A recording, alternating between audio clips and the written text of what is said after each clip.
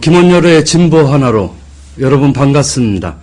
여기 보니까 미리 인사도 하셨네요. 무조건 1대1님, 반갑습니다. 예. 그리고 촛불연대 기수님, 안동 머스만님, JYK5577님 등등 해서 지금 많은 분들이 결합하고 계시네요. 예, 김원열의 진보 하나로. 오늘은, 원래 지난 시간에는 이상현 공동대표께서 이어서 하시는 걸로 그렇게 얘기를 했는데 또 긴급하게 워낙 바쁘시고 그래가지고 앞으로 제가 여기 옆에 계신 안누리님과 함께 진행을 하기로 했습니다. 지금 여기 질문이 이렇게 있듯이 삭발하신 분들 소개인데요. 요즘에 어때요? 개나리와 진달래가 활짝 피고 그런데 우리 많은 사람들이 일을 하면서도 생활이 팍팍하고 어렵고 그렇죠. 오늘 모신 손님은 재능 교육이라고 알고 계시죠?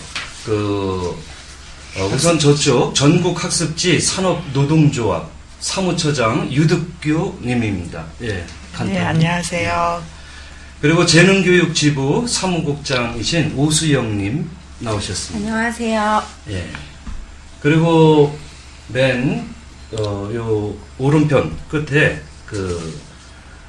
또 계시죠? 퀵서비스 민주노총 퀵서비스 위원장이신 양용민 님 나오셨습니다. 네, 반갑습니다. 네. 그리고 인사드렸듯이 안누리 님 함께하고 계십니다. 반갑습니다. 주사장꾼입니다. 예. 오늘 이렇게 여러 분들을 모시게 된 계기가 있습니다. 사실 자녀를 둔 부모의 경우에 대부분 학습지 한번 이렇게 안 해본 경우가 없을 정도로 많이 하고요. 또 퀵서비스도 일상생활에서 이용할 때가 있죠. 특히 회사에서 이용한다거나 이럴 경우가 많이 있는데 우리가 일상적으로 이렇게 많이 이용을 하는 이 노동자들을 우리 현행 법에서는 제대로 인정을 안 하고 있습니다. 그러니까 특수 고용직에 종사하시는 분들이 노동자성이 인정되고 노동의 권리가 인정돼야 아이들 교육도 제대로 이루어지고 또 우리가 하는 편리하게 이용하는 퀵서비스도 제대로 이용할 수 있을 텐데 그렇지 못한 현실 속에서 최근 오늘이 4월 11일 1208일차 그러니까 농성을 한 지 1208일차가 되고요. 유명자 재능지부장께서는 삭발과 단식 들어가신 지가 18일차 됩니다. 이 문제가 남의 문제가 아니라 우리 이웃의 문제고 우리 노동자의 문제고 해서 이렇게 모셨습니다. 자, 이 소개는 이 정도로 하고요. 예, 그리고 여기 퀵서비스 위원장님은 제가 소개를 좀 하시죠. 예. 여기 촛불들은 대부분 잘 아실 겁니다. 작년에 조계사에서 김장 당국이 행사할 때 그때 김장 당국 김치를 배달해 주신 분들이 저희 퀵서비스 노동조합 조합원 분들이시거든요. 그리고 또 작년 촛불 송년회 때도 같이 오셔서 자리를 함께 해주신 분들입니다. 3월 1일 날에도 그때 한일불사동맹 반대할 때도 같이 오셔서 결합해 주셨고요. 그래서 촛불 쪽하고는 상당히 잘 자주 이렇게 결합을 해 주셨기 때문에 여기 촛불분들은 좀 아실 것 같아요.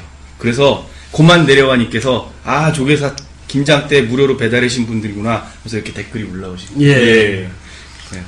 자, 이야기를 우리가 곧바로 이렇게 무슨 문제 중심으로 이렇게 들어가기보다 노동이라는 게 누구나 일을 하잖아요. 근데 그거를 특수 고용직이라 그러는데 어떠세요? 두 분이 유득구님은 사무처장님의 경우는 그 학습지 일을, 그 노동을 한 몇 년간이나 하셨어요? 예, 15년 학습지 교사, 재능 교사로 일을 해왔었습니다. 15년요? 예. 예, 10년이면 강산도 변환되는데 굉장히 오랫동안 하셨네요.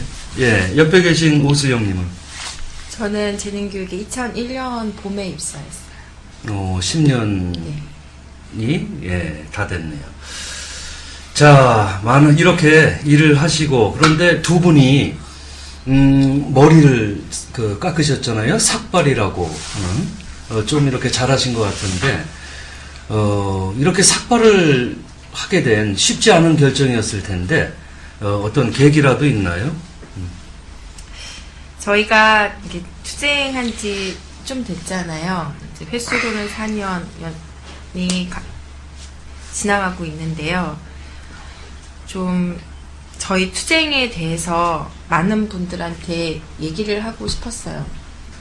그동안 1000일 넘게 많은 사람들을 만나고 우리가 왜 거리에서 투쟁할 수밖에 없는지에 대해서 얘기를 많이 해왔음에도 불구하고 이 특수고용 노동자들의 문제가 아직은 사회적으로 이렇게 받아들여지지, 공감대가 형성이 되지 않아서인지 특수고용직 노동자 최초의 단체협약을 체결했던 재능교육 지부가 이 단체협약을 지키겠다고 거리에서 여성들이 또 1000일이 넘게 투쟁함에도 불구하고 사회적으로 많이 알려지지도 않고, 그리고 재능교육한테 저희가 문제를 해결하기 위해서는 우리의 힘을 보여줘야 되는데, 이런 좀 힘을 모아보고자 정말 시민들께 그리고 노동자들께 호소하는 마음으로 우리가 이렇게 투쟁하고 있습니다. 앞에서 이러하니 재능교육이라는 회사가 노동조합을 인정하지 않고 이렇게 간악하게 탄압을 하고 가족관계까지 파탄시키는 이러한 악질적인 행위들을 벌이고 있는데, 제발 재능교육을 더 이상 아이들 맡기지 않았으면 좋겠습니다. 그래서 재능교육에게 이렇게 노동조합 탄압하는 회사는 우리 시민들이, 우리 노동자들이 하지 않겠다라는 힘을 좀 보여주고자 그런 호소하는 마음으로 머리를 잘랐습니다. 네. 예, 호소하는 그 심정으로, 제 마음. 예, 그렇죠. 상당히 안타깝네요. 지금 여기 질문이 네. 이렇게 왔는데, 무조건 1대1님이 아. 재능교육 교사 월급이 560원이라는데 무슨 말인가요? 라고 되어 있네요. 제가 한번 보니까 기사화 된 내용이더라고요. 예, 27살 된 가명을 사용했는데, 김소정 님의 경우에 월급 명세서에 그렇게 써 있다고 그래요. 귀하의 노고에 감사드리며 귀하가 받으실 금액은 560원입니다. 이게 어떻게 된 거죠? 예, 저희가 회사가 이제 노동조합과 맺은 단체협약이라는 걸 없애고, 그리고 회사가 일방적으로 임금제도를 만들었어요. 근데 그 임금제도에서는 회원들이 납부하지 않은 회비를 교사가 받아가야 할 수수료에서 무조건 공제하도록 되어 있거든요. 그렇기 때문에 회원 어머님들이 이제 그달에 못 주는 회비가 있을 수 있잖아요. 미납된 회비가 공제되는데, 그런 제도가 만들어지다 보니까 학습지 교사들의 이게 병폐가 흔히들 유령 회원이라고 이야기를 해요. 그러니까 영업 실적을 맞추기 위해서 그만둔 회원들을 회사 측에서 처리해주지 않아요. 그러면 그 회원들은 실질적으로는 그만뒀는데 회원은 살아있으므로 회비를 내야 하고, 회비를 내야 하는데 당연히 회원이 존재하지 않으니까 어머님은 회비를 안 줄 거고, 그러면 회비를 미납되어 있으니까 선생님 급여에서 그만큼 공제를 해가는 거예요. 그렇기 때문에 선생님은 한 달 동안 열심히 일했지만 회비를, 가짜 회원에 대한, 유령 회원에 대한 회비를 내야 되기 때문에 결국은 560원의 월급이 나올 수밖에 없는 거예요. 네. 여기 JYK5727님이 안타깝고 답답한 현실, 서러운 대한민국, 또 지나간 나날님이 너무너무 악독하다 그러는데, 안누리님은 어떠세요? 이렇게 재능교육 문제에 많이 이렇게 결합도 하시고 함께 농성장에 찾아가가지고 고통을 함께하고 이러셨는데 이 재능 조합원들만의 문제도 아니고 이 학습지 선생님들의 문제는 저 같은 경우에는 이 남의 일이 아닙니다. 왜냐하면 제 아내도 지금 학습지를 교사로 일을 하고 있고요. 저도 예전에 학습지 일을 했었습니다. 예. 그래서 이제 보류라 그러기도 하고 휴회라 그러기도 하죠. 예, 흔히 그쪽 전문 용어로. 예, 회원이 되면 이제 그 처리를 해줘야 되는데 이 관리자들이 처리를 안 해줘요. 관리자들이 처리를 안 해주면은 그 관리자들도 진짜 나쁜 관리자들이 일부러 그렇게 하는 거예요. 자기 실적 때문에. 그렇게 되면 상당히 그 교사는 자기 돈 다 물어줘야 되는 경우들도 있고, 또 이사간 회원들 문제들 때문에 상당히 저도 이 괴로운 일들을 많이 겪어봐서 이게 남의 일이 아니라는 걸 알죠. 이게 이사간 회원들도 잘못하면 다 물어줘야 되는 경우들도 생기고, 그래서 그리고 이게 참 이게 특수고용직은 이 퀵이든 여기든 이 재능이든 골프장이든 가보면 다 똑같은 게 뭐냐면 항상 노동자라 그러기도 하고 개인 사업자라 그러기도 해요. 그러니까 너무 억울한 거예요. 그러니까 회사는 간섭할 거 다 하고 빼가면 거 다 매가면서 우리 요구하면은 니들은 개인 사업자잖아 이러고 또 이게 저희가 뭐 하려고 그러면 니들은 회사의 직원이니까 니들 말 들어야 되잖아. 이러니까 이게 답이 안 나오는 거죠. 그러니까 노동조합이라는 걸 제가 인정 안 해주는 이유가 뭐냐면 니들 개인 사업자잖아. 이렇게 해버리니 깝깝한 일들이 벌어지는 거죠. 이거는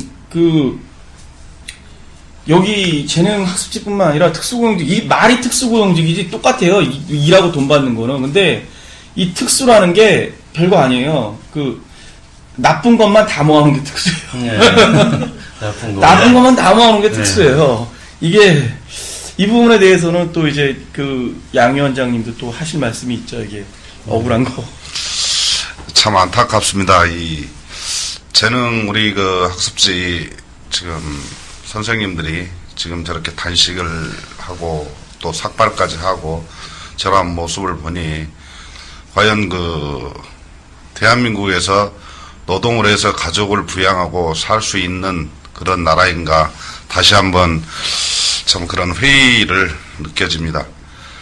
저희 퀵서비스 같은 경우는 지금 20년이 넘었습니다. 그럼에도 불구하고 이 법의 사각지대에서 매일매일 매연과 그런 사고 위험에 노출되어 있음에도 불구하고 아직까지 거기에 대한 보호장치가 단 하나도 없습니다. 방금 안누리 동지가 언급했듯이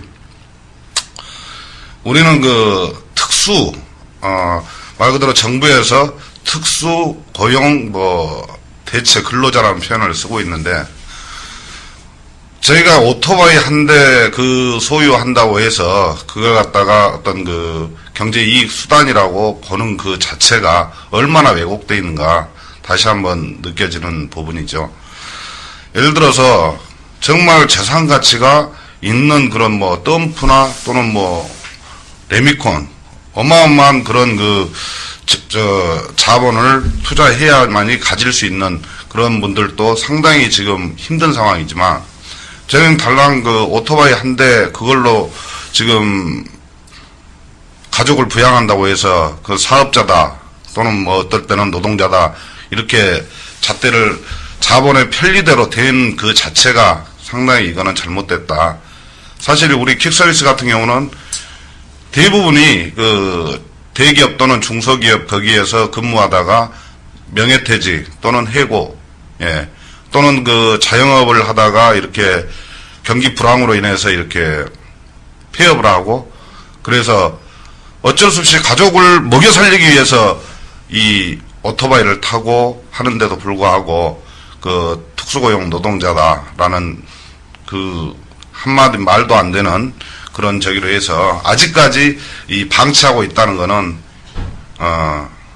우리나라의 얼마나 이 민주주의 또는 서민들에 대한 정책이 부재한가 극명하게 보여주는 예라고 할 수 있겠습니다.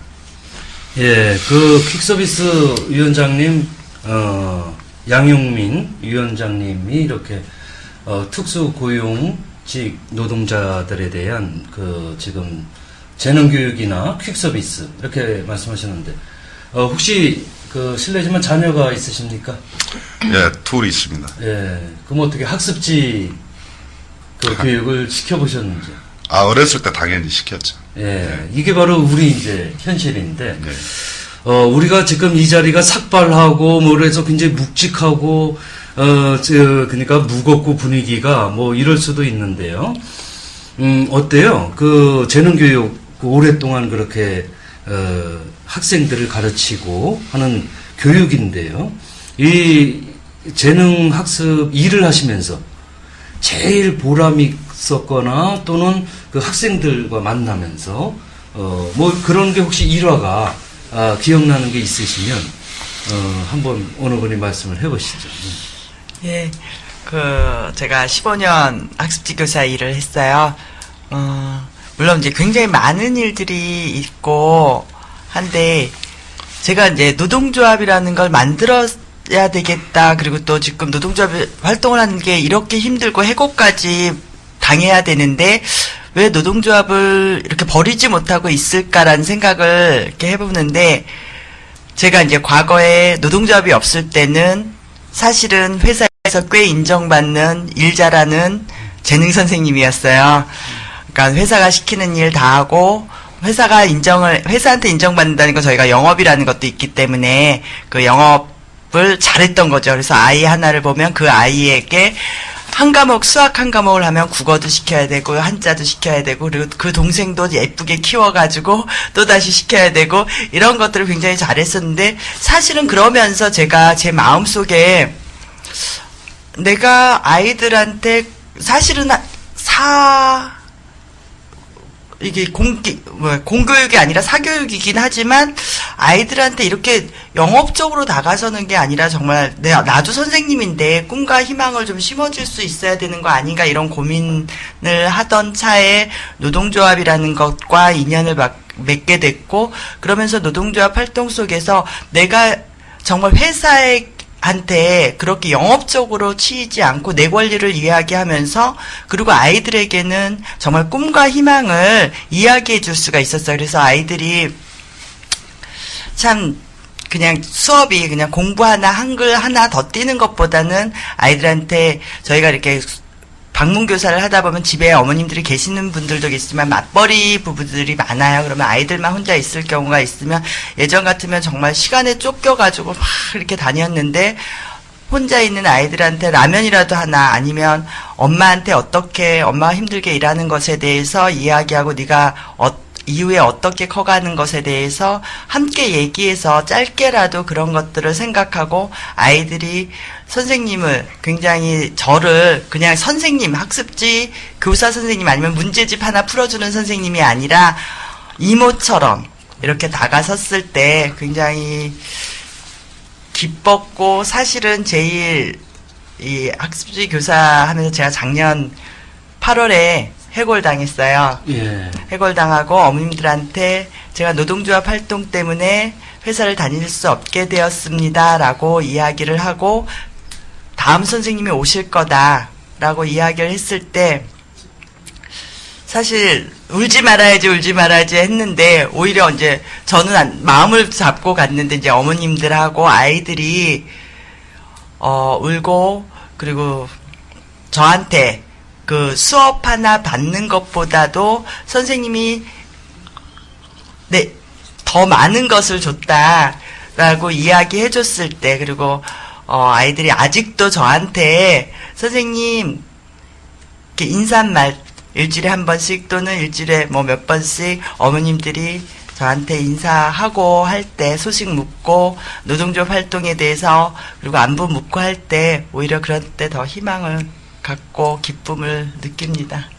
예, 그 참, 교육이라고 하는 것이 사람과 사람이 만나서 그 서로 교감하고 단순히 지식 전달이 아니라, 예, 그런 것들이 굉장히 그 가슴에 와닿네요.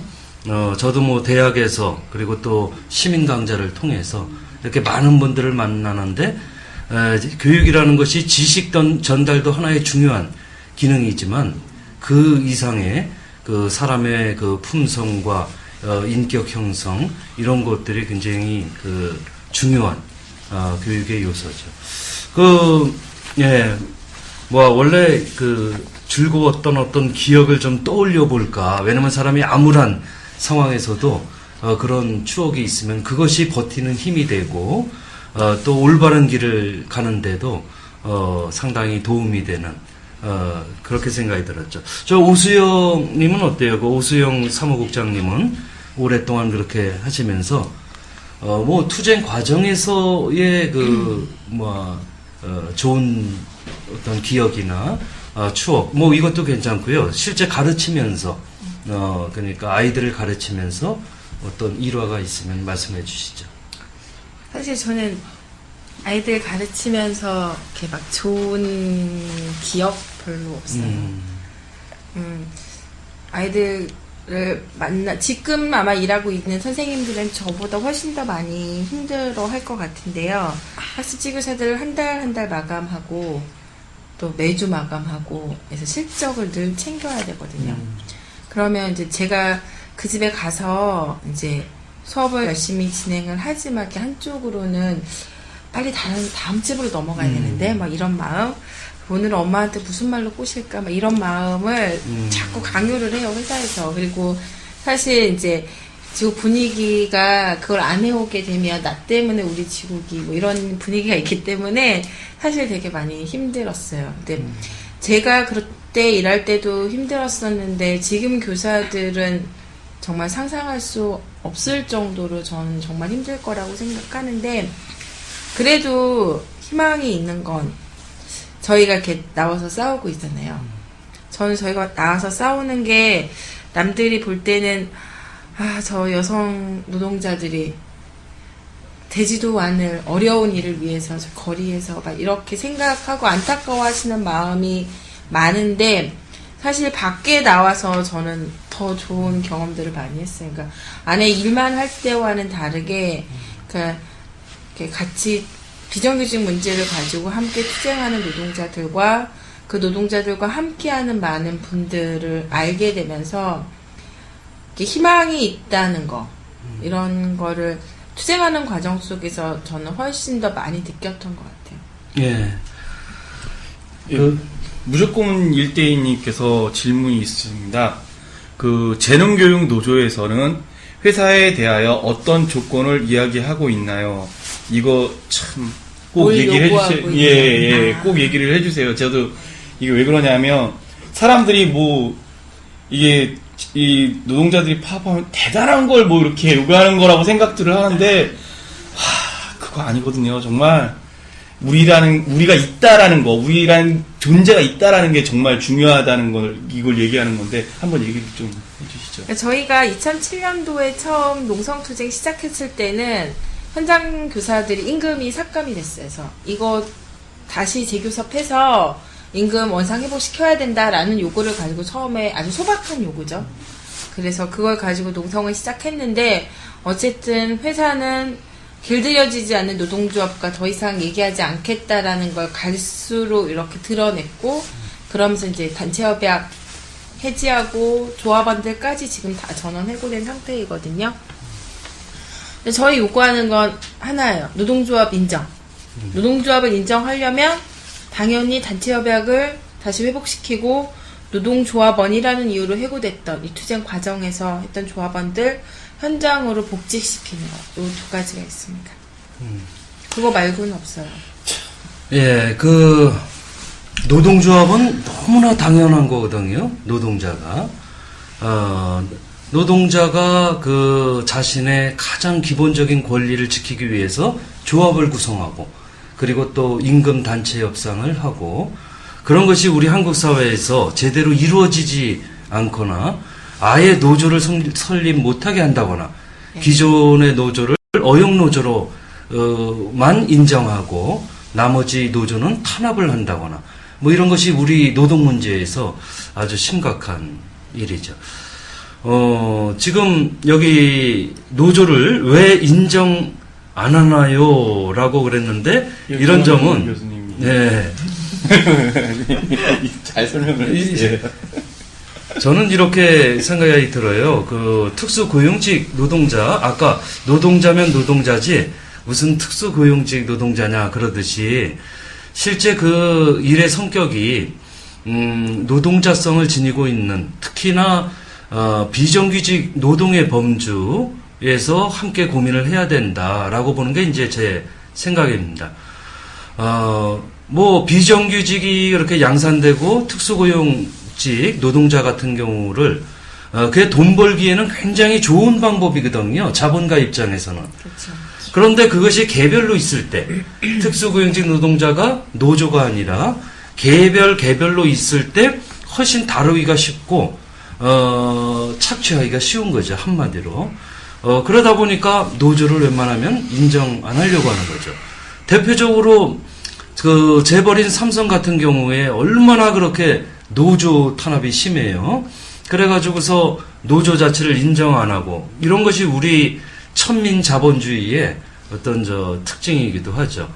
지금 이렇게 뭐 얘기를 들어보니까 그 이전에 급여 100% 압류, 뭐 집회금지 가처분이라든가 여러 가지 탄압을 했던데요. 20억 손해배상 소송 등 노동조합 탄압이요. 부동산 경매 처분을 비롯해서 이런 것들이 도저히 있을 수 없는 한 가정을 다 파탄지경으로 몰고 나가는 이러한 것을 기업이 이러한 작태를 보일 때 정부는 무엇을 하고 있는가?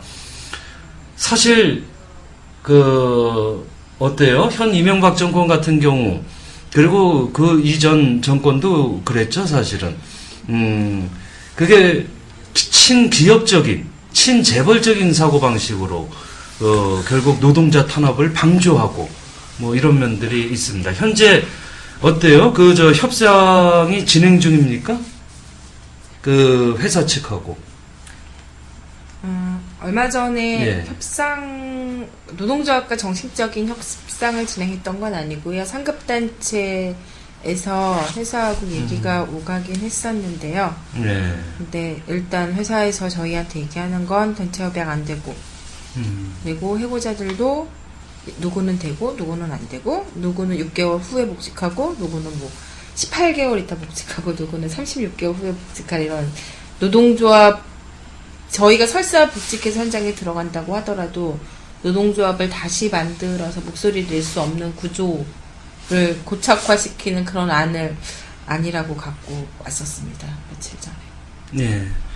지금 여기 광주 저팔계님이 특수고용 노동자 대표기업이었던 택배 노동자 대한통운 박종태 열사 얘기를 꺼낼 만큼 사실은 우리가 사회적으로 많이 안 알려져서 그렇지 수많은 노동자가 이런 노조 탄압을 견디기가 어려워서 특히 뭐 쌍용 자동차 문제는 아주 유명하잖아요. 이 땅의 노동자들이 죽음으로 내몰리는 이러한 노동 현실을 생각을 하면은 이게 재능교육 문제라든가 퀵 서비스 문제라든가 이런 노동자들이 특수고용 노동자들이 제대로 사실 삶을 영위할 수 있고 일하고 삶을 제대로 영위할 수 있는 그런 사회가 되어야 될 텐데요. 시간이 지금 꽤 됐네요. 우리 잠깐 이게 감정이 울컥하기도 하고 참 노동자 현실이 그러니까 노래 한 곡 들으면서 숨을 고르고 계속 이어나가겠습니다.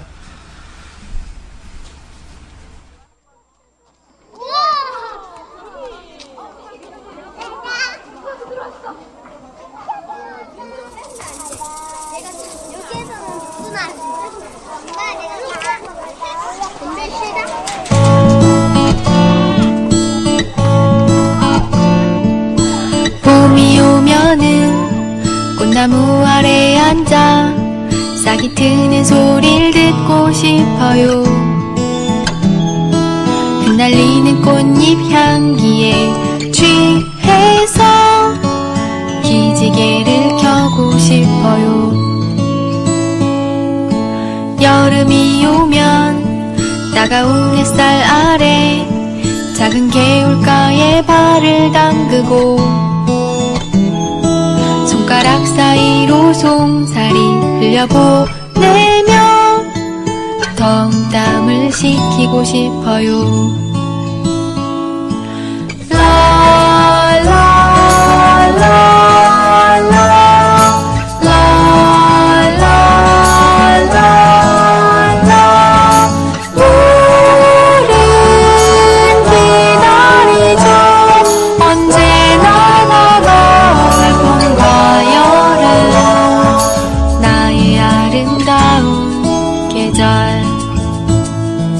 우리가 사랑하는 계절.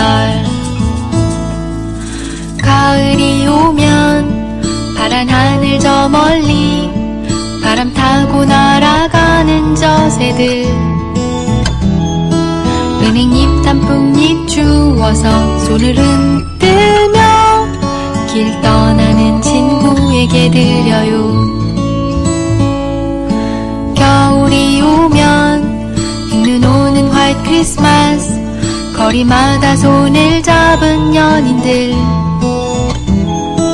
아무리 추워도 괜찮아 손을 꼭 잡고 봄이 오길 기다리네요.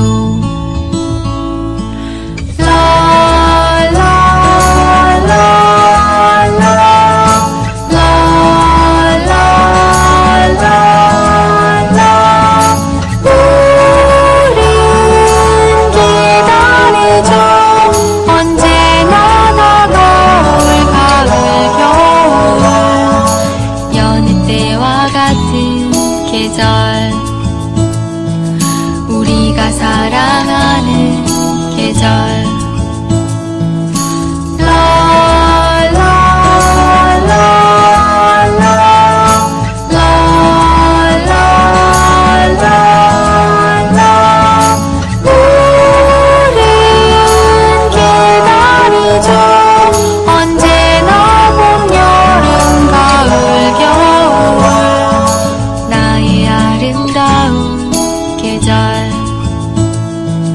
우리가 사랑하는 계절.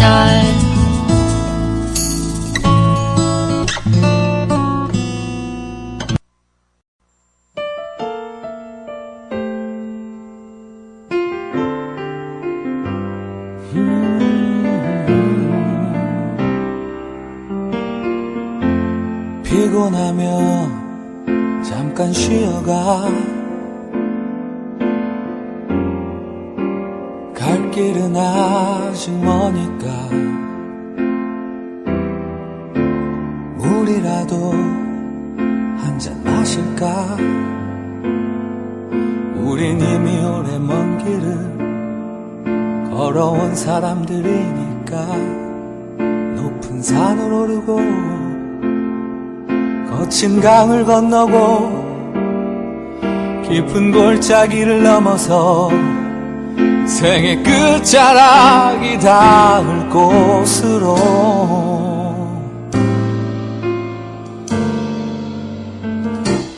오늘도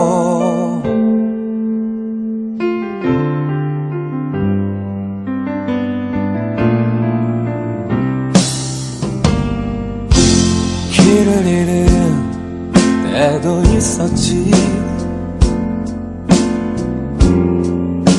쓰러진 적도 있었지. 그러던 때마다 서로 다가와 좁은 어깨라도 내주어 다시 무릎에 힘을 넣어 높은 산을 오르고 거친 강을 건너고 깊은 골짜기를 넘어서 생의 끝자락이 닿을 곳으로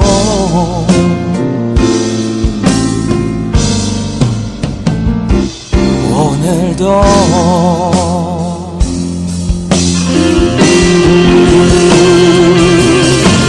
어느 곳에 있을까. 그 어디로 향하는 걸까.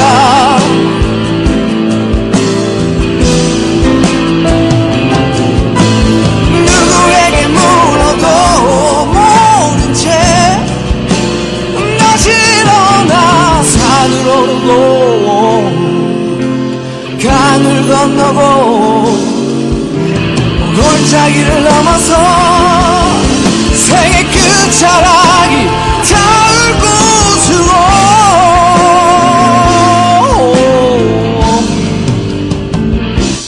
오늘도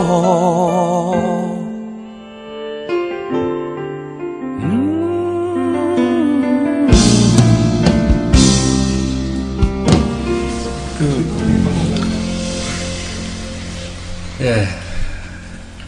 뭐 잠깐 휴식 시간에 아무래도 이게 카메라가 비치고 이러니까 여기 긴장도 하시고 뭐 충분히 이해가 됩니다. 이게 익숙해야 되는데 이런 기회가 별로 없었다는 얘기죠. 그러니까 방송에서 우리 실정을, 그러니까 노동자의 실정을 얘기하고 뭐 이러는 거. 자, 여기 무조건 1대1님이 질문을, 별풍선. 하기 전에 별풍선을, 예. 정의를 말하자니. 예. 정의를 말하자라는 님이 별풍선 5개를 여기 계신 분들, 커널뉴스, 싱크TV, 예, 선물을 했습니다. 고맙습니다. 여기 무조건 1대1님이 그랬죠? 질문을 하셨네요. 현재 우리나라 특수고용직 노동직, 그러니까 특수고용 노동직은 무엇이 있나요? 안누리님이 한번 쭉 이렇게 이것도 말씀을 제가 해보시죠. 말씀드리겠습니다. 지금 아침에 이렇게 생각하시면 돼요. 회사에 수수료 주는 거는 다 이제 특수고용직 노동자입니다. 예를 들면 우유 배달, 신문 배달, 주로 이제 배달의 기수들은 거의 다예요. 레미코 운전사라든지 이제 퀵 서비스, 배달의 기수들 다 하고요. 그 다음에 학습지 선생님, 골프장 캐디. 그래서 제가 보니까 엄청나게 많더라고요. 그래갖고 정식적으로 고용을 해주는 게 아니라 수수료를 회사에 납부하게 하는 형태들을 이제 다들 특수고용직이라고 보시면 되죠. 예. 예. 여기 고만 내려와님이 재능교육 내일 집회 있지 않나요? 라고 질문을 하셨는데 어떻습니까? 일정이? 저희 집회 문화제가 이제 그동안 계속 시청에서 농성을 시작하면서 평일 저녁 7시에 매일 있었는데요. 지금 지부장님 단식 농성 중이고 이래가지고 좀 더 분위기를 모아보자라는 그런 의미에서 지금 단식 농성을 같이 하시는 분들이 있어요. 동조 단식에서 하루씩 오셔서 같이 동조 단식을 하시는 분들이 있는데 일단 그렇게 진행을 하면서 이번 주 목요일 날 천인 동조 단식을 합니다. 그래서 이렇게 천인이 다 모여서 시청 앞에서 뭘 하자 이런 건 아니고요. 근데 평일에서 그렇게 하기는 어렵고 이번 주 목요일이 이제 지부장님이 단식을 시작하신 지 20하루째 되는 날이고 많이 힘드실 때예요. 그래서 좀 힘을 모아보고자 천인 동조 단식을 하는데 그러니까 그날 오전 10시부터 다음날 10시까지 24시간 단식을 하는 거고 이제 자신이 왜 단식을 하는지 재능교육지부 투쟁을 지원하고 지지하는 마음을 가지고 자기가 단식을 한다는 걸 주변 분들한테 알리고 또는 트위터나 페이스북 같은 데 그런 사실들을 알려내고 그리고 이제 현장에 같이 이제 오시는 분들은 그날 오전에는 종로 을지로 인근을 돌아다니면서 거리 행동을 같이 진행하고요. 다양한 퍼포먼스도 하고 선전물도 나눠드리고 풍선도 나눠드리고 뭐 이런 것도 할 거고요. 그리고 나서 이제 농성장으로 돌아와서는 함께 이제 거리문화제를 할 거예요. 원래는 시간을 3시부터 5시까지 2시간 정도만 문화제를 하려고 했는데 너무 많은 문화운동 일꾼들이 공연을 너무 많이 하신다 그래서 난 1시부터 5시까지 4시간짜리 거리문화제를 진행을 하고 그리고 저녁 때 촛불문화제 진행하고 이렇게 진행할 겁니다. 예. 지금 천인 동조 단식의 날에 대해서 말씀을 하셨죠.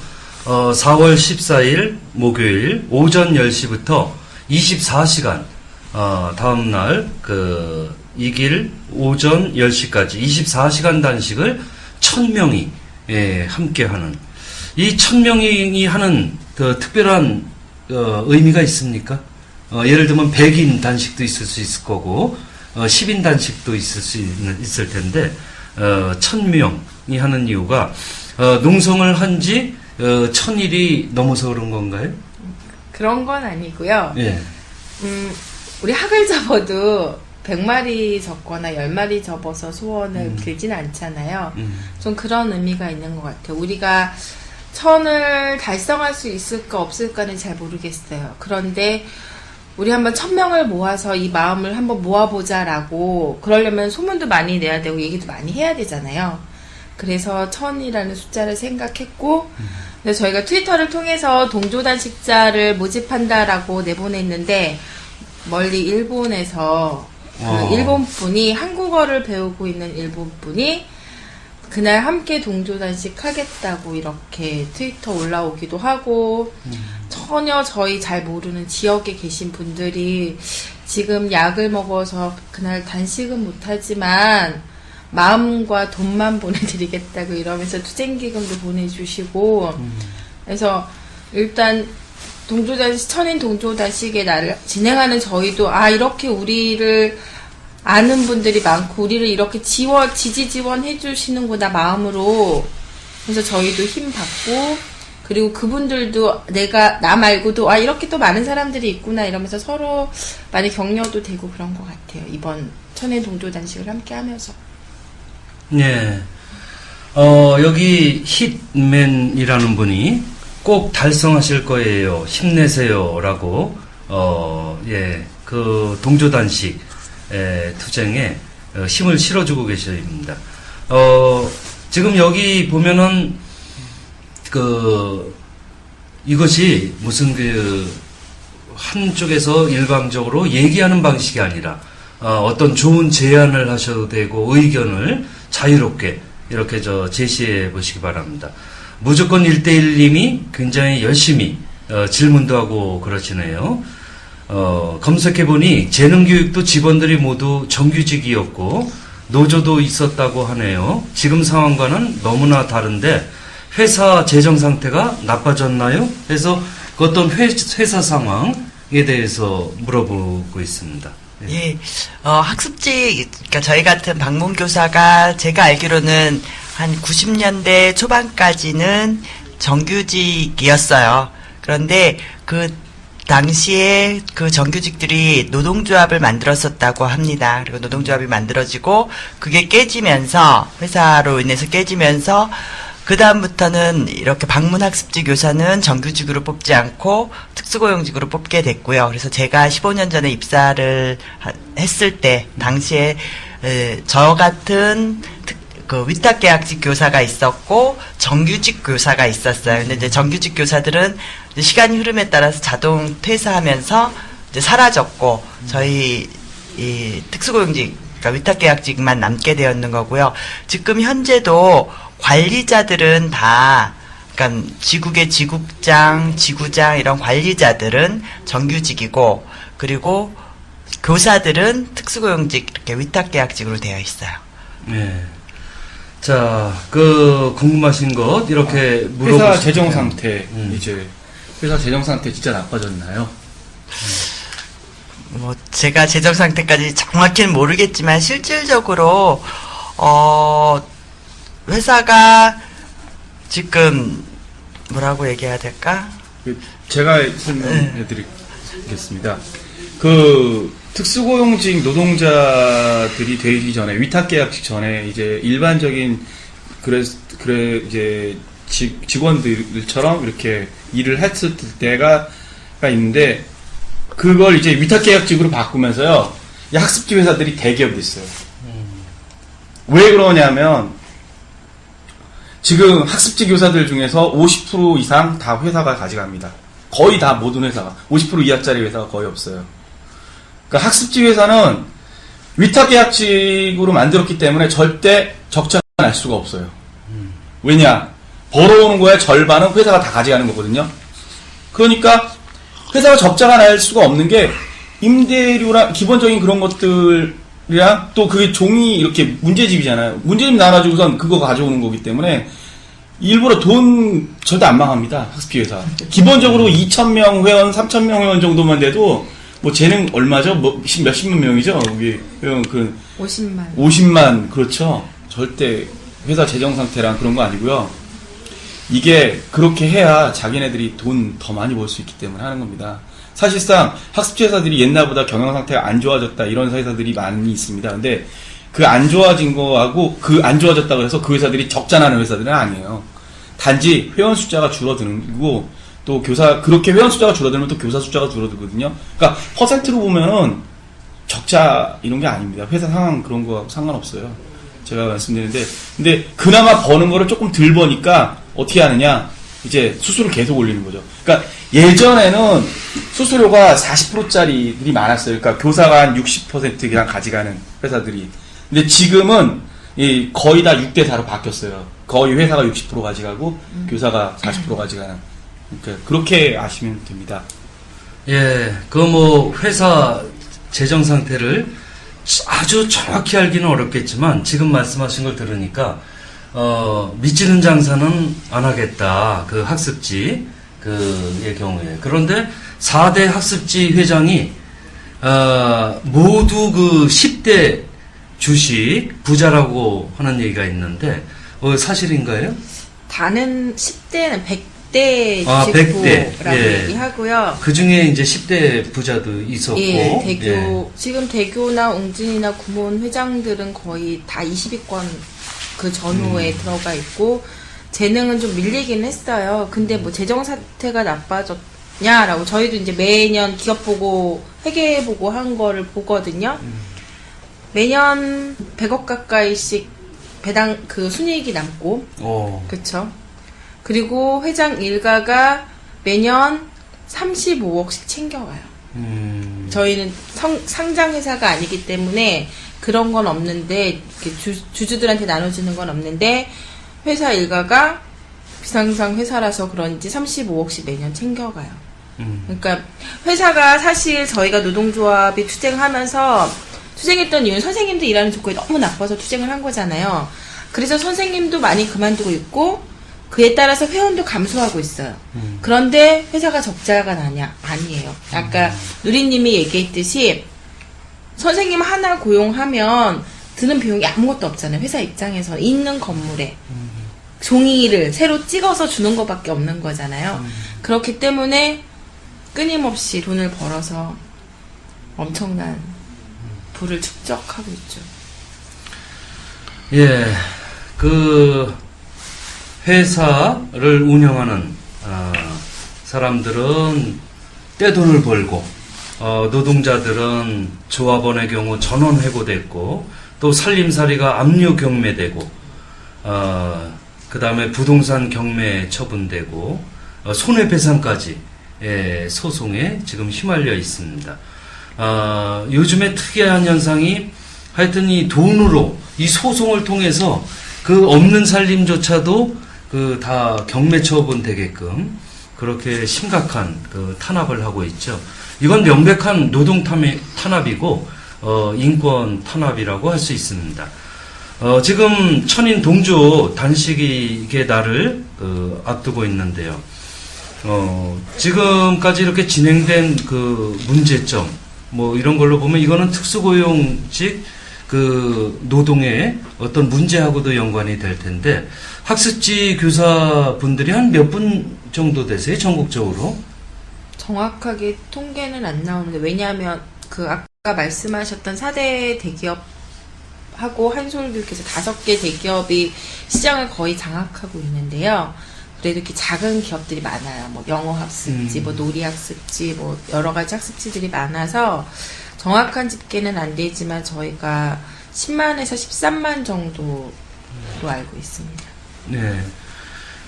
이분들이 한 개인이 아니라 또 그 가족들도 있을 거고. 그렇죠. 예, 그런 거 생각을 하면은 많은 분들이 그 학습지, 그 노동을 하는데, 지금 우리 현실이 재능교육, 지금 사태에서 보듯이, 1000일이 넘도록, 이렇게 농성투쟁을 하고 해도 해결되지 않는, 왜 이렇게 오랜 기간, 투쟁을 하면서 탄압받고, 그러면서 이렇게 해나가야 되는지, 해결 방법은 없는지 뭐 이런 점에 대해서 한번 이야기를 해보시죠.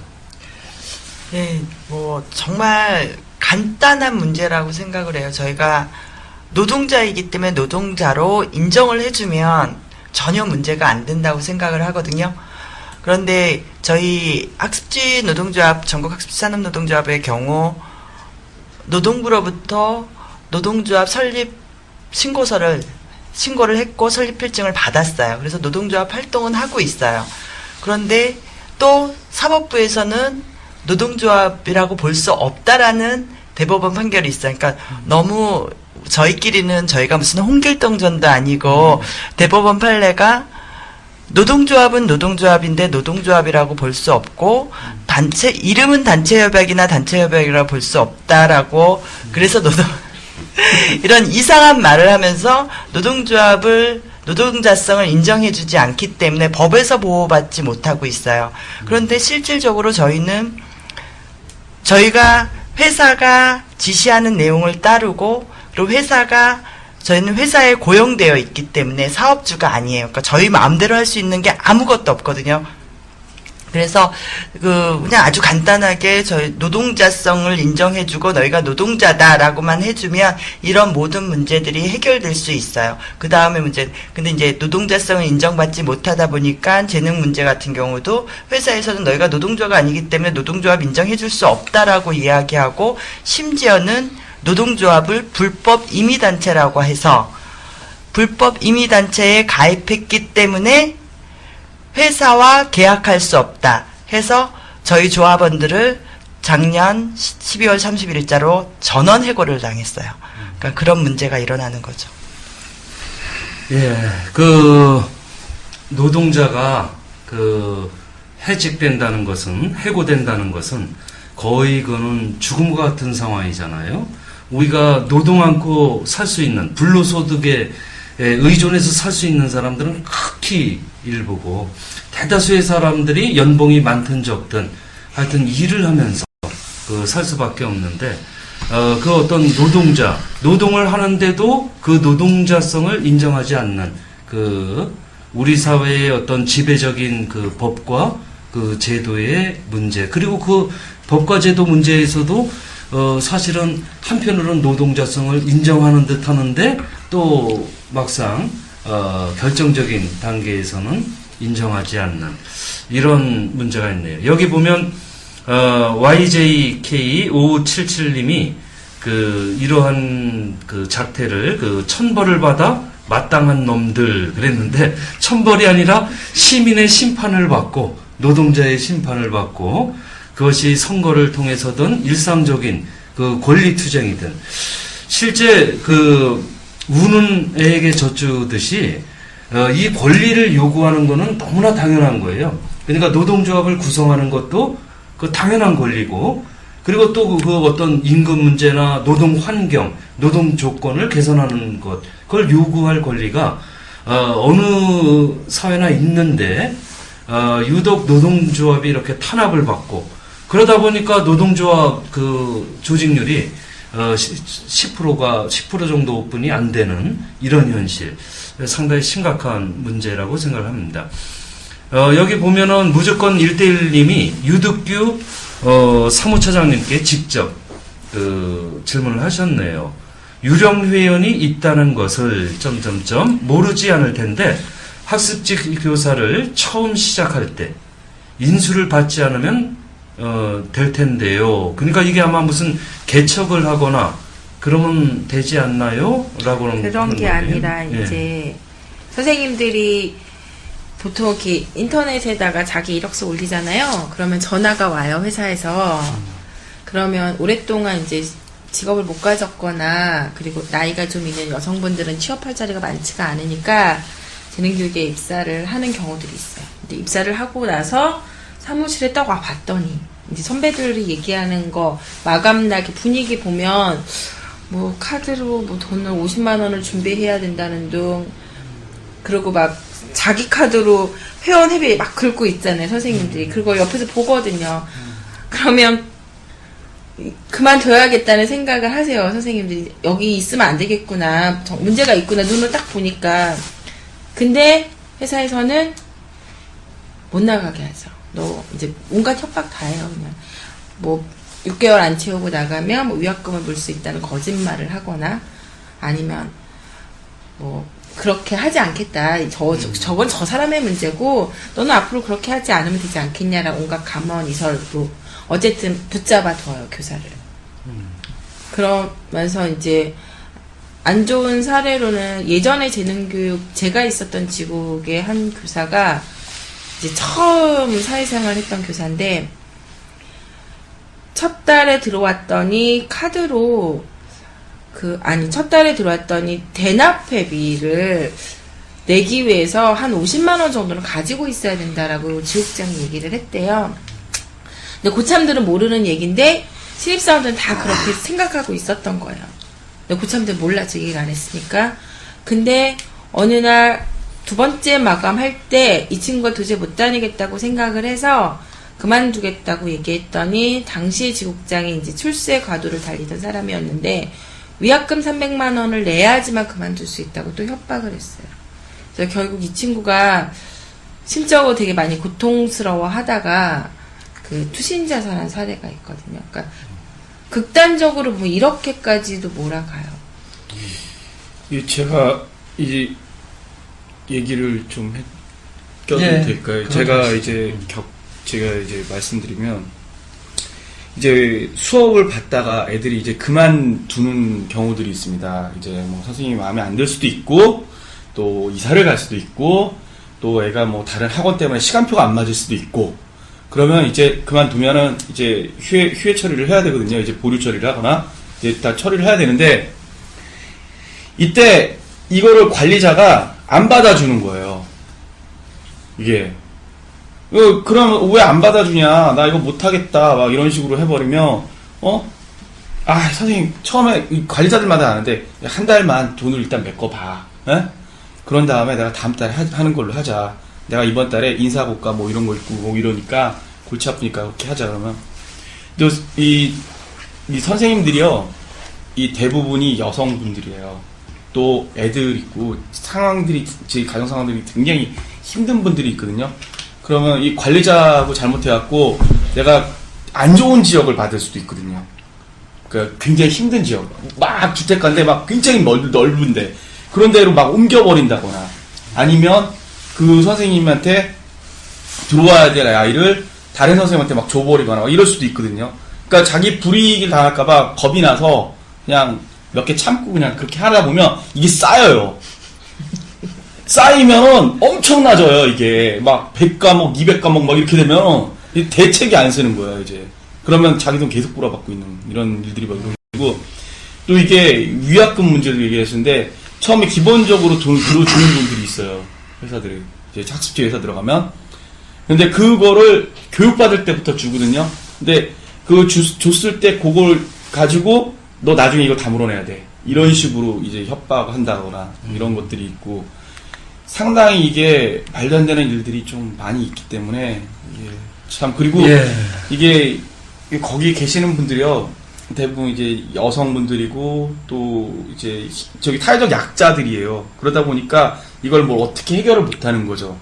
그러니까 이게 노동조합 같은 게 있어서 이걸 뭘 어떻게 좀 해보려고 그러면 그걸 아예 인정을 안 해버리는 이게 법에서도 인정을 안 해주는 이런 일들이 벌어지는 거죠. 뭐 그 사이에 그 시트맨님이 그 별풍선 5개 하면서 뭐라고 그러셨냐면 삭발하신 모습을 보니 더욱 가슴이 아픕니다. 서부터 또 JYK5577님도 별풍선 선물을 해주셨습니다. 지금 이렇게 심각한 그 상황에 처한 재능교육 문제, 이것이 우리 사회의 단순히 재능교육만의 문제가 아니라 특수고용직 노동자들의 문제고 비정규직의 문제고 우리 노동자의 문제입니다. 그리고 이 노동자는 별도의 노동자가 아니라 우리의 이웃이고 친구고 그 선후배고 하는 이런 사람들인데 참 가슴 아픈 일이죠. 잠시 쉬면서 음악을 들으면서 마음을 또 가다듬고 이어서 퀵 서비스 노동, 특수 고용 노동 문제를 이야기를 좀 해보겠습니다. 예, 한 5분 정도 쉬도록 하겠습니다.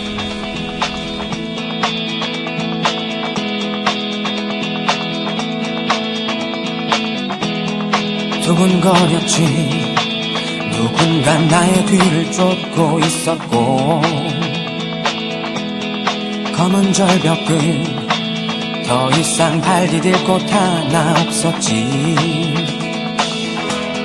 자꾸 목이 메여 간절히 네 이름을 되뇌었을 때 귓가에 울리는 그대의 뜨거운 목소리, 그게 나의 구원이었어.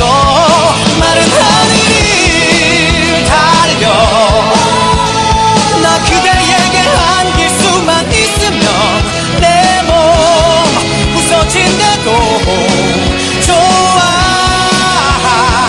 서로 너무 태양 가까이 날아 두 다리 모두 녹아내린다고 해도 내 맘 그대 마음속으로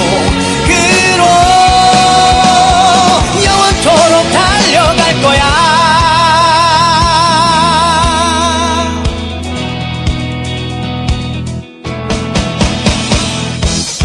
내가 미웠지. 난 결국 이것밖에 안 돼 보였고, 오랜 꿈들이 공허한 어린 날의 착각 같았지. 울먹임을 참고 난 몰래 네 이름을 속삭였을 때 귓가에 울리는 그대의 뜨거운 목소리, 그게 나의 희망이었어. 마른 하늘을 달려 나 그대에게 안길 수만 있으면 내 몸 부서진대도 좋아. 서로 너무 태양 가까이 날아 두 다리 모두 녹아내린다고 해도 내 맘 그대 마음속으로 영원토록 달려갈 거야.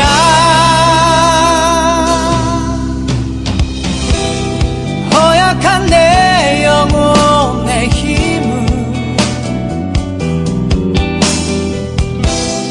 날개를 달 수 있다면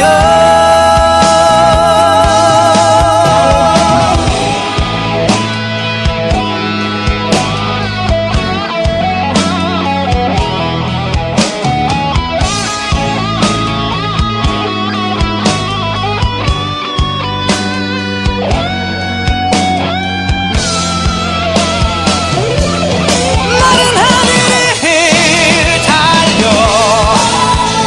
나 그대에게 안길 수만 있으면 내 몸 부서진대도 좋아. 서로 너무 태양 가까이 날아 두 다리 모두 녹아내린다고 해도 내 맘 그대 마음속으로 영원토록 달려갈 거야.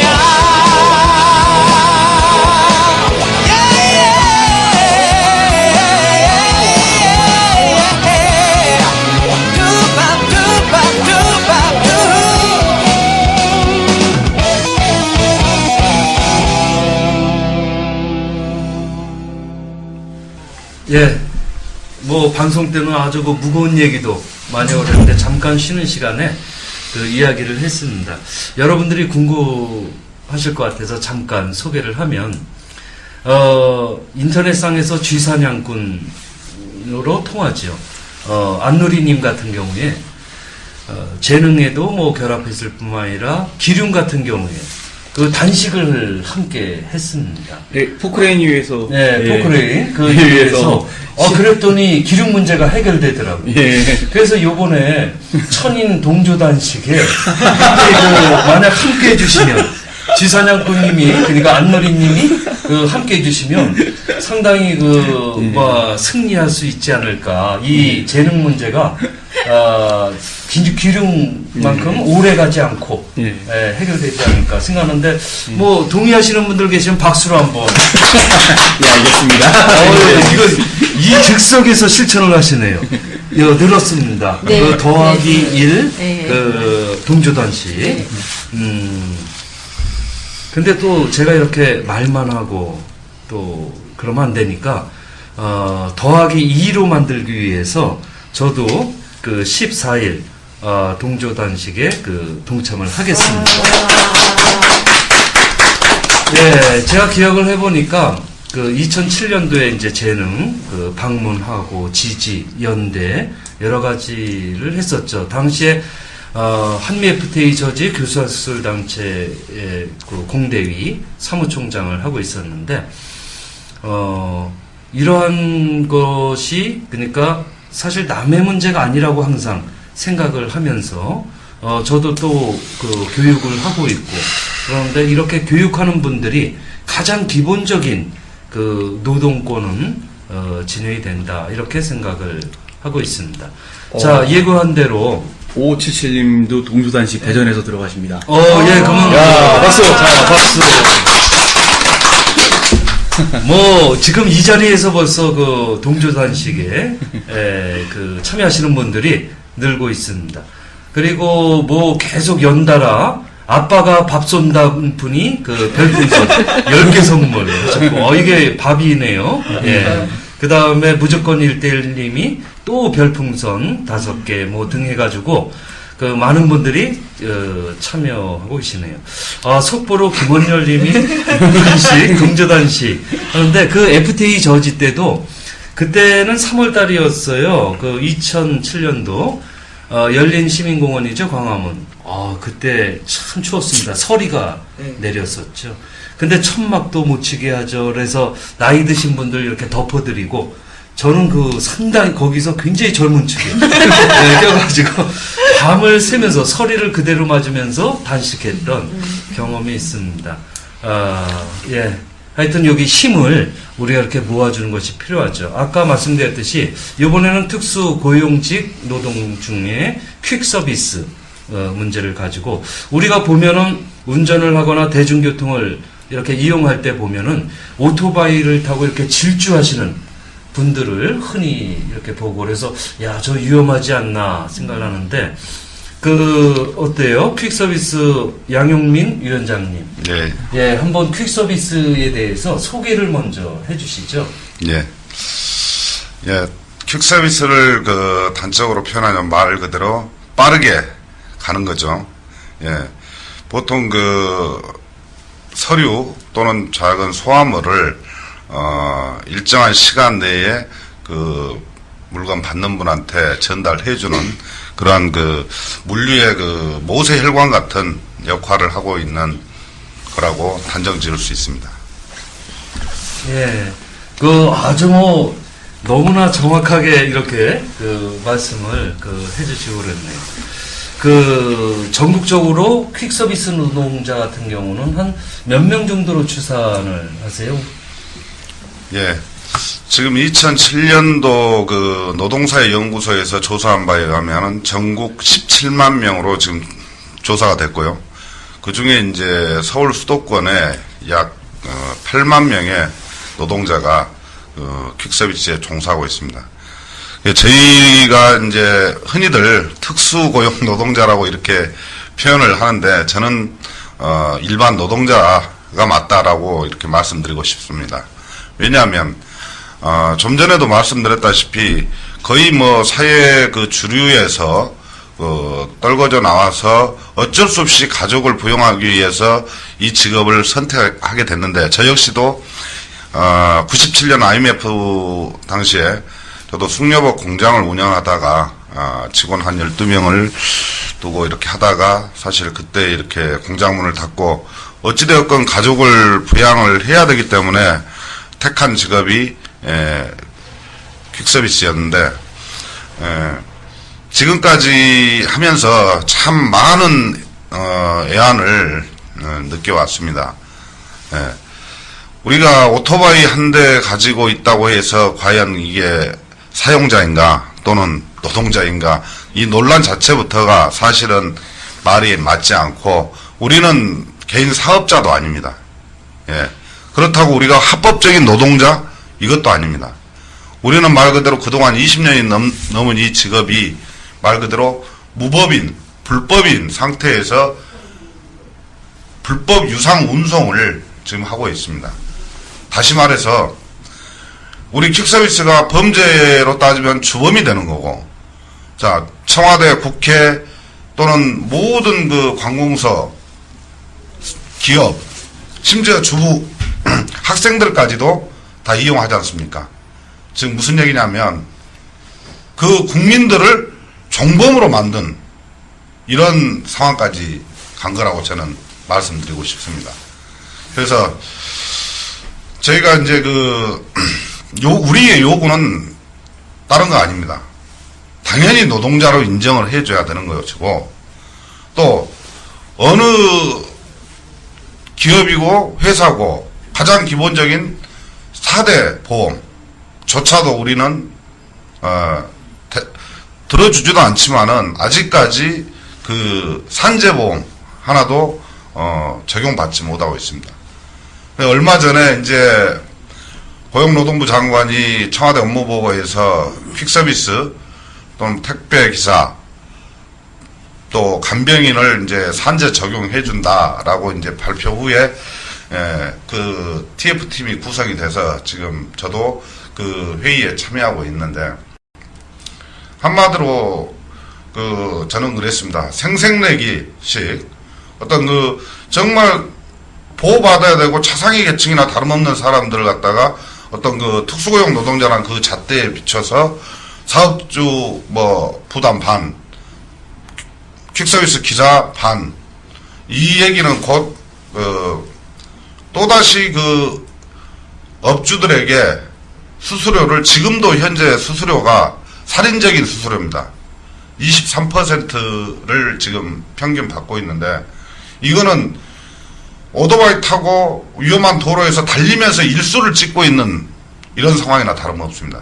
거기다가 유류비, 수리비, 모든 게 또 심지어 조끼도 강매하고 영수증도 자기 회사 알려주는데 그 조끼 뒤에다 대표번호 봐가지고 하는 것까지 돈을 받고, 그래서 10,000원짜리 오더를 하나 이렇게 수행을 하게 되면 퀵서비스 노동자한테 순수하게 돌아오는 돈이 불과 4,700원 밖에 되지 않는. 그래서 고객들이 왜 빨리 안 가냐, 아직도 도착했냐, 그렇게 이제 항의 전화를 하는 경우가 종종 있는데요. 업주들은 기사들이 죽든 다치든 상관 안 합니다. 말 그대로 거래처 확보, 여기에 관련 근거법이 없다 보니까 오다 하나 가져오면서 덤핑을 치고, 이렇게 해서 기사들은 또 오다를 5개, 6개, 심지어 오전에 픽업을 해서 오후에 배송하는 이거는 퀵이 아닌 거죠.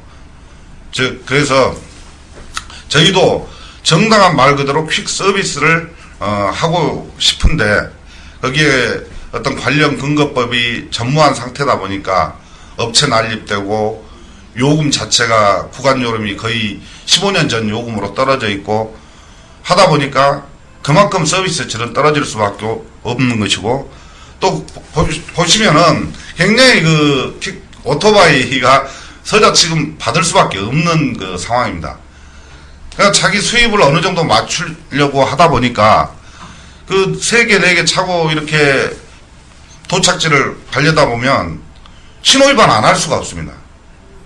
저는 이제 우리 조합원들한테 간곡히 부탁하고 저도 있는 게, 제발 보행자 신호 때만큼은, 우리도 오토바이 내리면은 보행자이기 때문에 보행자 신호만큼은 보행인이 다 지나간 다음에 가자라고 얘기하는데, 이거는 임시 방편적인 거고, 근본적으로 그래서 국토해양부에서 이 관련 근거법을 반드시 이번에 산재 관련한 그 고용노동부와 같이 이게 만들어져야지만이 이 문제가 해결된다고 봅니다.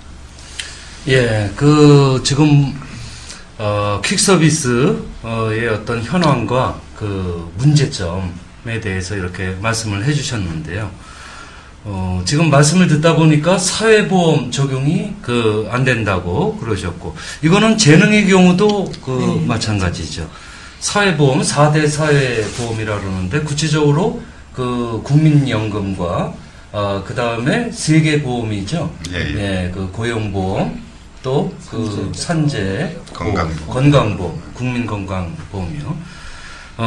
이것이 사회보험의 사각지대에 놓이다 보니까 사고가 나거나, 또 다치거나, 이러면은 굉장히 해결 방법이 없는, 그나마 열심히 해서 조금이라도 번 거를 빚을 지면서까지도 치료를 받아야 되는 이런 현실.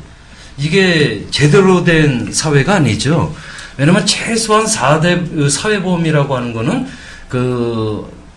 정말 사람이 일하다가 또 못할 수도 있고 할 때 그거를 보장을 받아야 되는데, 근데 두 가지 공통점이 그거네요. 하나는 사회보험이 적용이 안 된다. 예, 특수고용 노동직의 경우. 그 다음에 또 하나는 노동자성을 법적으로 보장받지 못하고 있다. 그래서 차이점이 있다면은 현재 노동조합이 구성되어 있죠. 퀵서비스. 예, 퀵서비스 노동조합의 현황은 어떤지 한번 말씀을 해주시죠.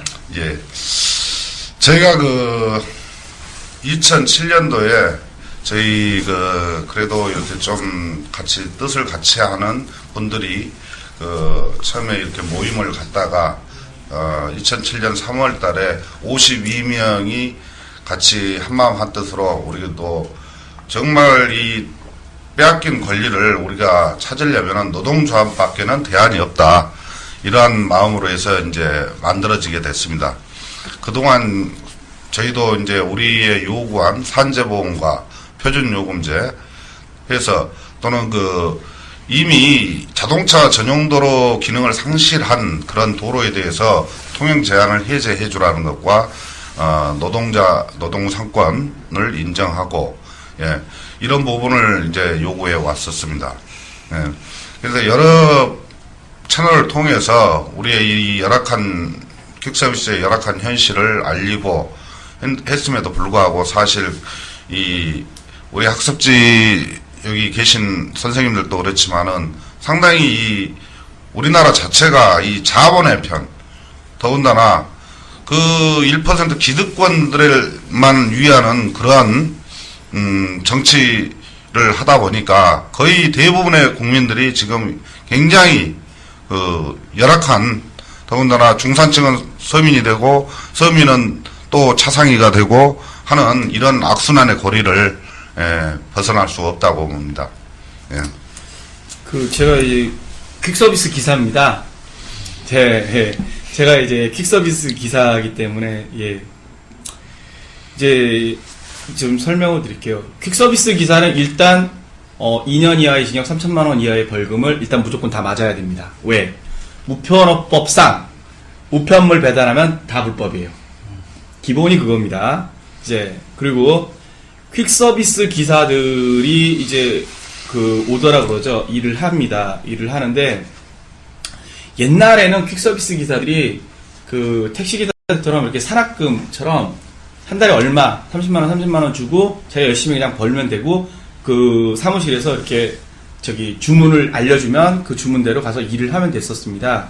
근데 지금은 그게 아니라, 여기도 똑같지만 이 특수고용이 다 똑같아요. 퍼센트로 그냥 다 죽이는 거예요. 처음에는 15%로 시작했다 지금 23% 그냥 퍼센트 날리는 건데요. 이게 퍼센트가 올라가는데 퀵서비스 요금 단가는 오히려 더 낮아졌어요. 지금 그러니까 택시 요금만도 못한 지금 상황이에요. 예를 들자면 그러니까 거짓말이 아니라 여기 강남에서 용인 가는데 15,000원짜리 모더 막 이렇게 나와요. 그리고 서대문에서 파주 가는데 15,000원짜리 나오는데 한번 택시 타고 가보세요. 그만큼 나오나. 이게 진짜 말도 안 되는 요금들이 나오는데 먹고 살려니까 다 찍는 거예요. 수수료 그 23% 띄고 또 프로그램 사용료 다 내야 돼요. 오토바이 수리비 내죠? 기름값 내죠? 그러니까 20만원어치를 만약에 내가 일을 했다. 그러면은 자기가 10만원도 채 못 가져가요. 그리고 그럼 예전에는 20만원어치 일을 했습니다. 진짜 기사들이. 예. 근데 요즘은 20만원어치 일조차도 못 하는데 그렇게 다 그렇게 해버리니까 문제가 심각한 거죠. 그런데 이게 문제가 심각한 게 퀵 서비스 기사들이 많아져서 그래요. 그리고 퀵 프로그램사 하면서 이렇게 퀵 사무실 업체들이 많아져서 서로 경쟁을 하다 보니까 그런 일들이 벌어지게 됐는데 이거에 대한 피해를 전부 다 기사들한테 너무 전가하고 있는 거죠. 이 퀵 서비스 기사들이 왜 많아졌냐 하면요. IMF 이후에 정리해고된 사람, 또 사업하다 망한 사람. 예, 최근에 더 많아졌어요. 정리해고되고 망한 사람들이 많아지고 그러니까 퀵 서비스 기사 혹시 길거리 가시면서 한번 보시면 젊은 사람 거의 없어요. 대부분 한 40대 정도 되거든요. 그러다 보니까 이분들이 다 가장들이에요. 가장들인데 안전망이라는 게 전혀 안 돼요. 사회적 안전망이라는 게. 이 사고 나면 이게 겨울에도 이 오토바이 타거든요. 또 비 올 때도 타고. 근데 미끄러져서 다치는 경우들도 있어요. 오토바이 수리비서부터 치료비까지 교통사고 안 돼요. 보험에서. 그러면 이건 산재 처리라도 어떻게 좀 해줘야 되는데 전혀 안 되고 있어요. 그래서 이 문제들을 진짜 어떻게 빨리 해결을 해줘야 되는데 전혀 해결할 생각이나 의지가 안 보이는 것 같아요. 참 이게 정말 깝깝한 문제고 이게 이 문제를 좀 이따가 한번 이 특수고용직 문제는 과연 어떻게 해결을 해야 되는가에 대해서 우리 또 얘기를 좀 해보는 게 좋겠습니다. 예, 지금 말씀 들으니까, 삶과 죽음의 그 경계선에서 질주하는, 이것이 어떤 개인의 문제가 아니라, 1997년도 IMF 사태 이후에, 수많은 분들이 구조조정 당하고, 정리해고 당하고, 이러면서 살 길을 찾는 과정에서, 지금 수많은 업체들이 이렇게 난립을 하게 되고, 그런데 법적으로 보호를 못 받는, 그러니까 법의 노조로서 굉장히 어려운 상황에 있네요. 사실은 누구라도 지금 어떤 회사에서 이렇게 정식으로 근무를 하고 이러는 사람도 어느 날 갑자기 구조조정될지 모르는 그런 상황이죠. 우리 사회가 하여튼 지나치게 가진 자들, 특히 자본가들 중심으로 사회가 이루어지다 보니까 노동자를 인간 대접을 하는 것이 아니라 인간 이하의 취급을 하는 그런 현상들이 곳곳에 나타나고 있습니다. 특수고용직 노동의 문제가 우리 사회의 다양한 것인데 퀵 서비스 하시면서 한 얼마간이나 일하셨나요? 얼마간 일하시고 어떻게 그 중에서 혹시 좋았던 기억은 있으십니까? 그러니까 무슨 어떤 배달을 했는데 기가 막히게 그분에게 도움이 됐다거나 혹시 이런 사례가 있으면 말씀해 주시죠. 예. 제가 참고로 이제 시작하게 된 게 아까도 말씀드렸다시피 IMF 그러니까 97년도부터 이제 시작을 했으니까 지금 2011년도면은 거의 15년 그 정도 했고요. 참 하면서 나름대로 보람이 있었고 참 그런 일도 참 많았습니다. 공항에서 이제 한 번은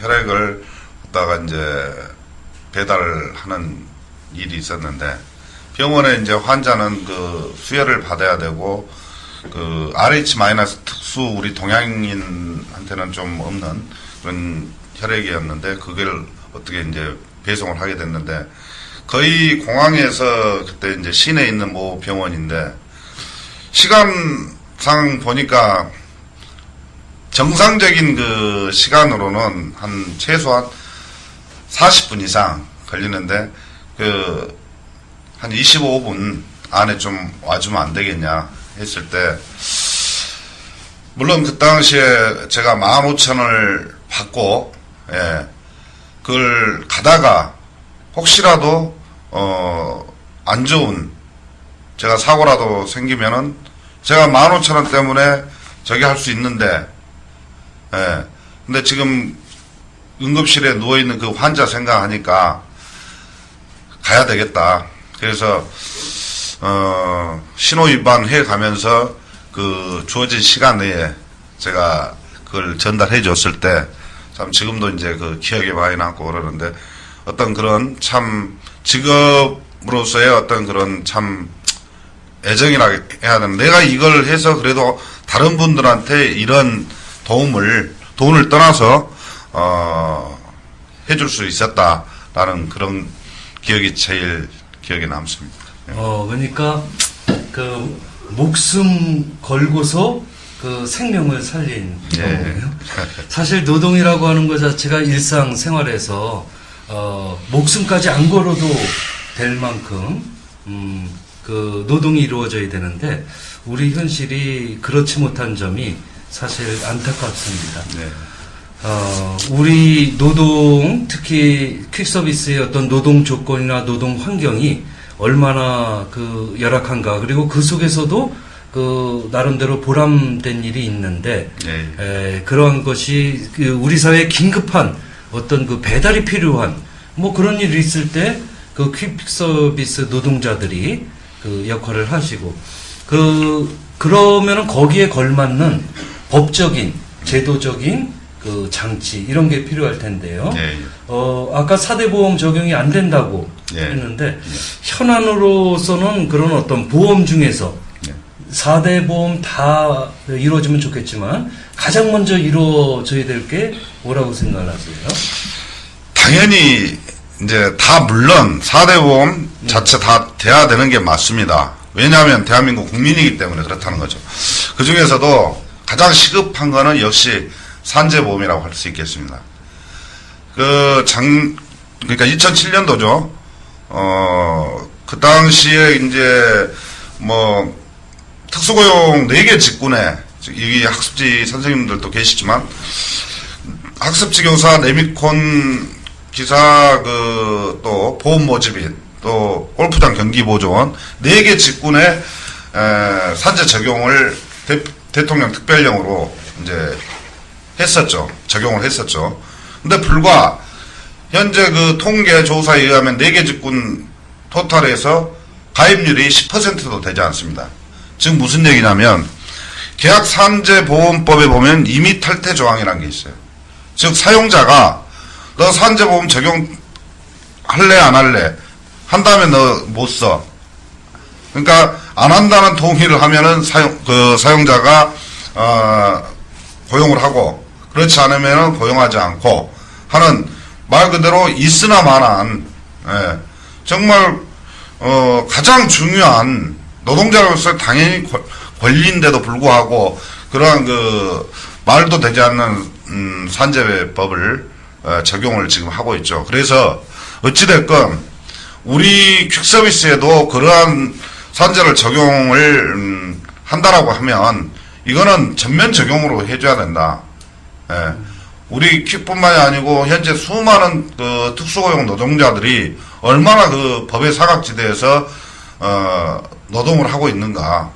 즉 그분들이 당연히 이 사회에 가장 그래도 보호받아야 될 그런 계층인데도 불구하고 정부에서는 이 수수방관하고 있고 말 그대로 이 탁상 행정을 하고 있다는 것입니다. 그래서 아무튼 산재 보험다운 보험을 만들어서 적용을 해달라는 게 저희 요구입니다. 예, 말씀하신 산재보험뿐만 아니라 4대 보험 자체가 기본적인 권리가 돼야겠죠. 네, 맞습니다. 저는 노동자 문제를 그 인권의 문제에서 보더라도, 그러니까 인간의 기본적인 권리로서 우리 사회에서 사회보험은 한 사람도 빠짐없이 일하는 사람의 경우 적용이 돼야 된다. 그 일의 성격이 특수고용직이든 또는 정규직이든 비정규직이든 그렇게 될 때만이 최소한의 사회적 그 안전망 구실을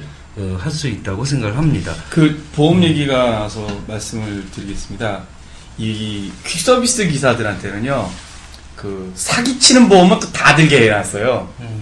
예를 들자면 적재물 보험이라는 게 있습니다. 이 적재물 보험이 원래 자동차 보험, 종합보험 가입하면 당연히 들어져 있는 거예요. 근데 일하려면 내가 PDA 무전기 하나 꽂고 있으면 그 회사마다 다 들어야 돼요. 그러면 한 개 갖고 일 못하니까 4개, 5개 갖고 있거든요. 그럼 그 4개, 5개 보험료 다 내야 되는 거야, 한 달에. 매달. 그러니까 이미 돼 있는 보장장치를 갖다가 보험회사에서 더 해준다 그러면서 또 그렇게 하는. 근데 그게 되게 웃기는 게요. 그 보험이요. 자동차, 제가 얼마 전에 이거 제 차를 누가 주차장에 태워놨는데 바꾸고 갖고 그 뒤에를 이제 보이자불명 처리를 했어요. 그때 자차 부담금 하라 그러면서 5만원 내라 그러더라고요. 5만원이에요, 자동차. 벤츠 타도 5만원 내요. 이거 수백만원 해도. 오토바이요, 핸드폰 50만원짜리 하나, 타고 날라다가 이제 작살 났죠. 자기 부담금이 20만원입니다. 기가 막힌 거죠. 이게, 보험회사들이요, 이게 사기를 쳐요, 아예. 그러니까 적용해줘야 될 보험은 없고, 돈 뜯어 먹을 보험은 연락 가입하게 만들고, 이게 업주들과 보험회사 간의 결탁 관계 때문에 이런 일들이 벌어지거든요. 아주 이게 심각합니다. 자, 지금 그 퀵서비스 그 노동 현장에서의 어떤 문제, 이런 거를 이야기를 했고요. 지금 이제 한 번 더 노래 들으면서 좀 쉬었다가 다음에는 그 이러한 특수 고용직 노동의 문제에 대한 대안을 중심으로, 그리고 우리가 함께 할 수 있는 부분이 어떤 것이 있는지, 그 우리의 힘을 모아가는 좀 미래지향적인 이야기를 하도록 하겠습니다. 잠깐 음악 들어갑니다.